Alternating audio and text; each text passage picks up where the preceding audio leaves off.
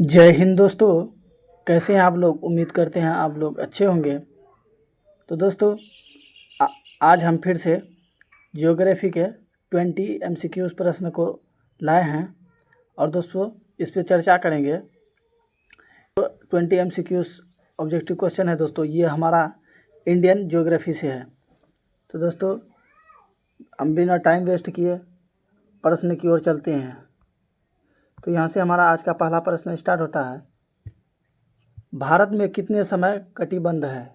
तो दोस्तों आपको बताना है कि भारत में कितने समय कटिबंध है। तो यहाँ से आपका राइट आंसर हो जाएगा option number D. Option number D. आगे बात कर लेते हैं। क्वेश्चन नंबर 2 है, भारत के भौगोलिक बिंदुओं के संदर्भ में निम्न में से कौन सा युग्म असत्य है? तो दोस्तों यहाँ से आपको भारत के भौगोलिक बिंदुओं के संदर्भ में आपको गलत युग्म जोड़ा को बताना है। तो यहाँ से आपका राइट आंसर हो जाएगा ऑप्शन नंबर बी, पूर्वोत्तर बिंदु, जो कि गुहार मोती दिया हुआ, ये आपका गलत हो जाएगा। आगे बात करते हैं।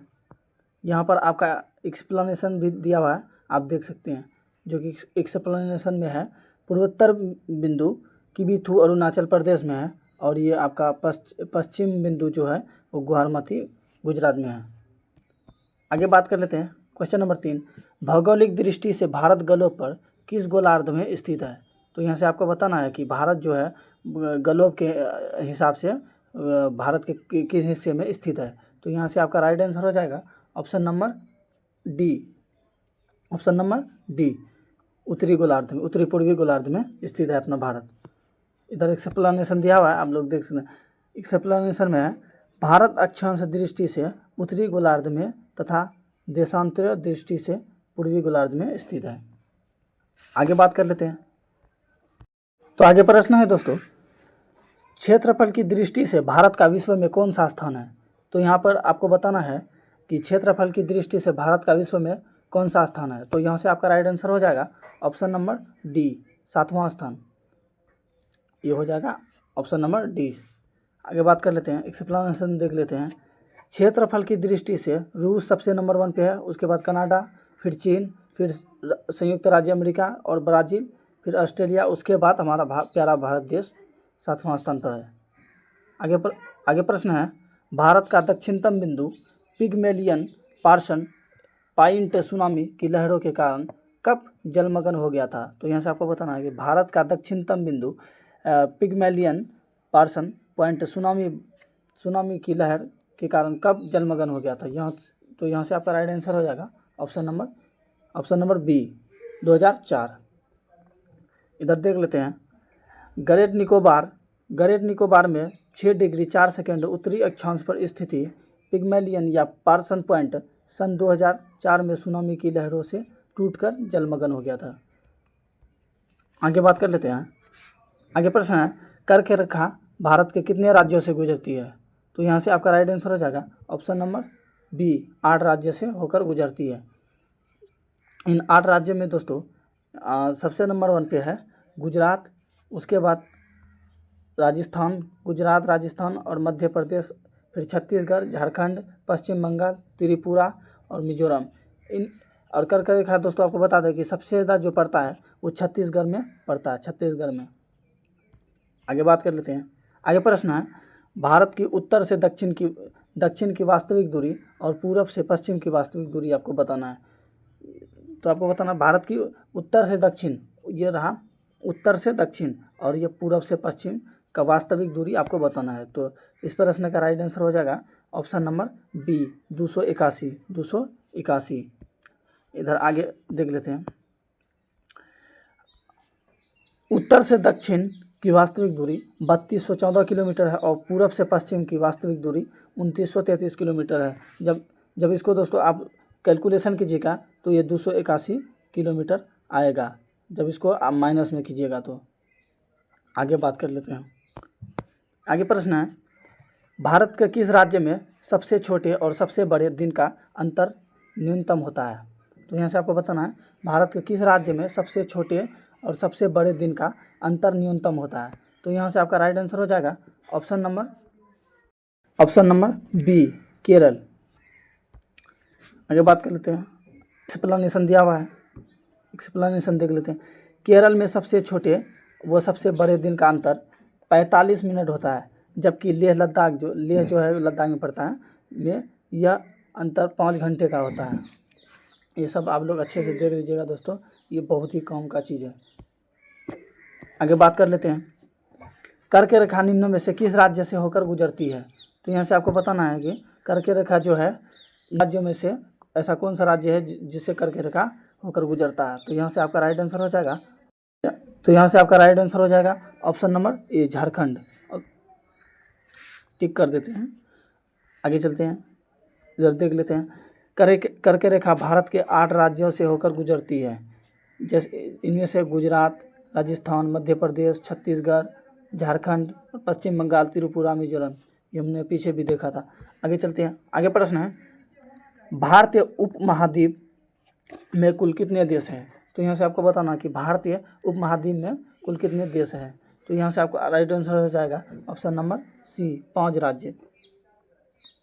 आगे बात कर लेते हैं, इधर दिया हुआ है भारतीय उपमहाद्वीप में भारत, बांग्लादेश, भूटान, नेपाल और पाकिस्तान, ये 5 देश हैं। आगे चलते हैं। आगे प्रश्न है, भारत का दक्षिणतम बिंदु कहाँ स्थित है? तो यहाँ से आपको बताना कि भारत का दक्षिणतम बिंदु जो है यह है ग्रेट निकोबार में है। इधर देख लेते हैं, भारत का दक्षिणतम बिंदु इंदिरा पॉइंट है जो कि ग्रेट निकोबार में स्थित है। आगे बात कर लेते हैं। 12 नंबर प्रश्न है, भारतीय मानक समय रेखा निम्न में से किस नगर से होकर गुजरती है? तो दोस्तों आपको यहाँ से बताना है कि भारतीय मानक समय रेखा जो है इनमें से किस नगर से होकर गुजरती है। तो यहाँ से आपका राइट आंसर हो जाएगा ऑप्शन नंबर डी, प्रयागराज। आगे बात कर लेते हैं, एक्सप्लेनेशन देख लेते हैं। एक्सप्लेनेशन में है, भारतीय मानक समय रेखा 82 डिग्री 30 सेकेंड पूर्वी देशांतर और इलाहाबाद के पास नैनी से होकर गुजरती है।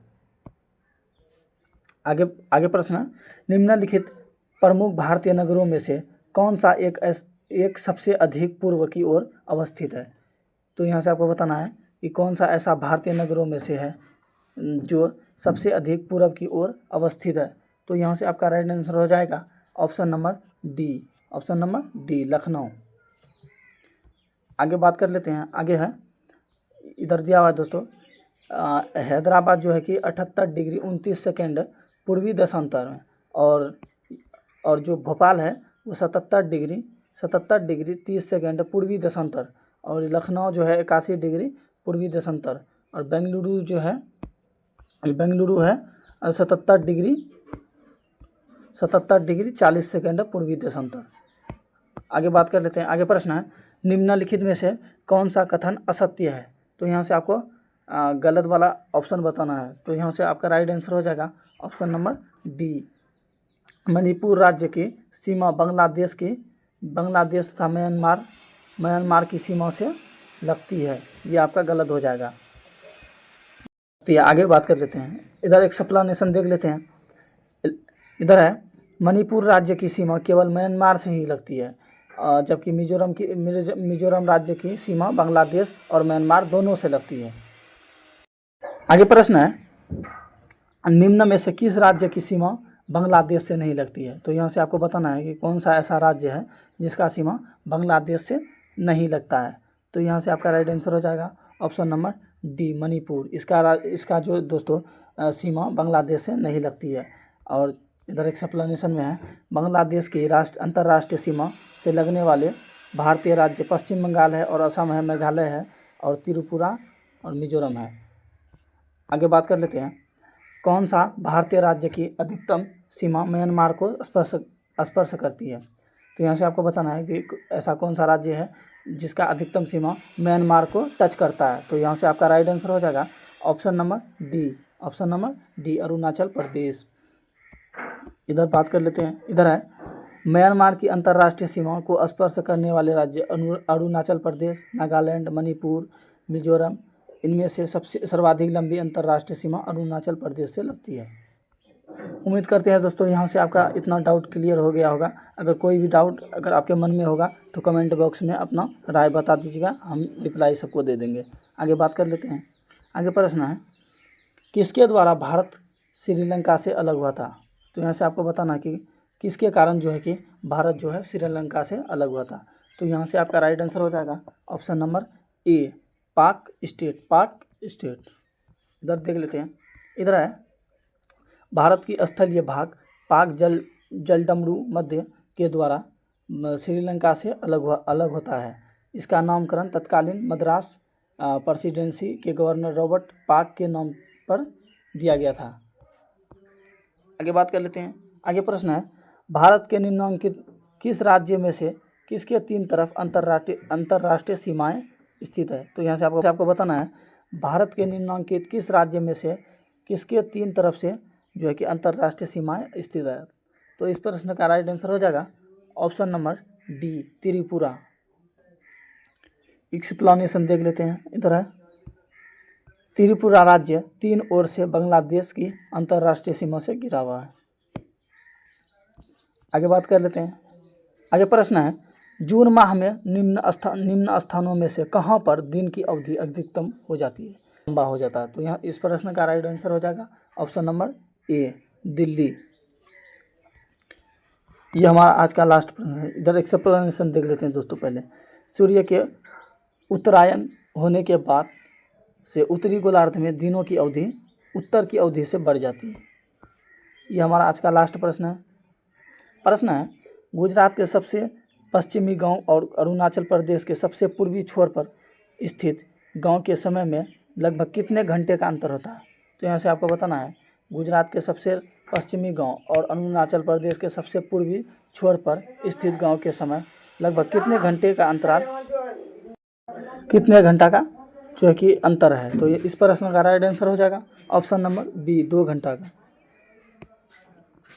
इधर एक्सप्लेनेशन देख लेते हैं। एक्सप्लेनेशन में है, गुजरात के पश्चिम तथा अरुणाचल के पूर्वी छोर के मध्य देशांतरीय अंतर 29 डिग्री 23 सेकेंड है।